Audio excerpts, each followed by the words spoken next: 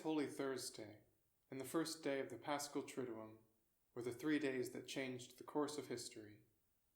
Today's Mass is all about Christ's love and the total gift of self that he gives to us over the course of these 3 days.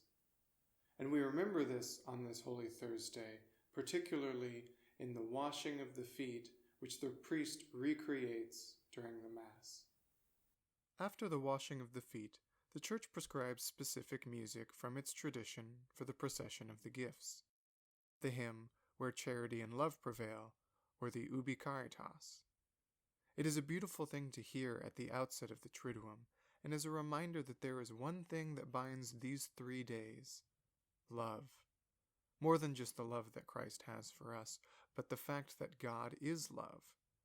By Christ becoming man, love took on a human form. It walked and talked, it had a touch, it cried and felt joy, and most importantly, it suffered and died. If we want to learn what true love is, and how to love, we must look at the life and works of Christ, for he is love itself.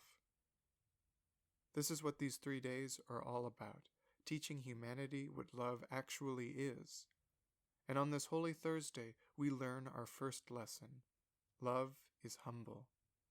Tomorrow, on Good Friday, we will learn the second lesson, that love requires the gift of self. There is no love that exists that does not require some cost. And there is no greater cost than the cross.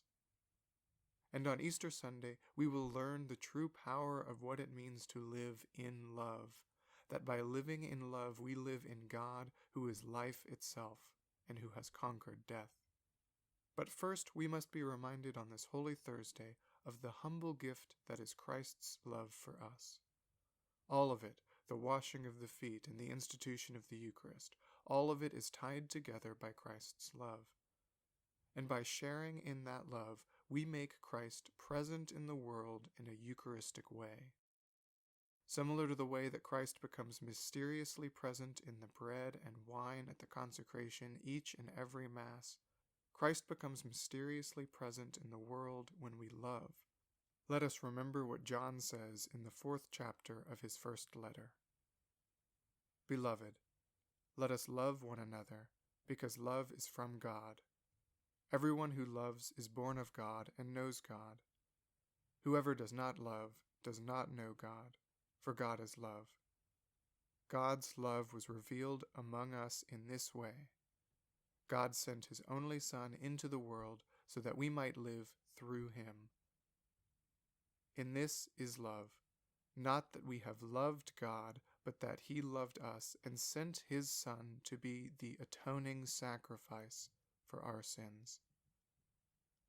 Beloved, since God loved us so much, we also ought to love one another. No one has seen God. If we love one another, God lives in us, and his love is perfected in us. God is love, and those who abide in love abide in God, and God abides in them. Love has been perfected among us in this, that we may have boldness on the day of judgment, because as he is, so we are in this world. There is no fear in love, but perfect love casts out fear. For fear has to do with punishment, and whoever fears has not reached perfection in love. We love because he first loved us. First, I shall sing the traditional chant version of this hymn, originating probably in the 8th or 9th centuries. Then I will end this meditation with the beautiful choral version that the French composer Maurice Duruflé wrote in 1960 to help promote the renaissance of Gregorian chant from the beginning of the last century. Duruflé wants the chant that I will sing to be at the heart of his choral setting, but adds new voices and harmonies to surround us sonically with an atmosphere of beauty. Ubi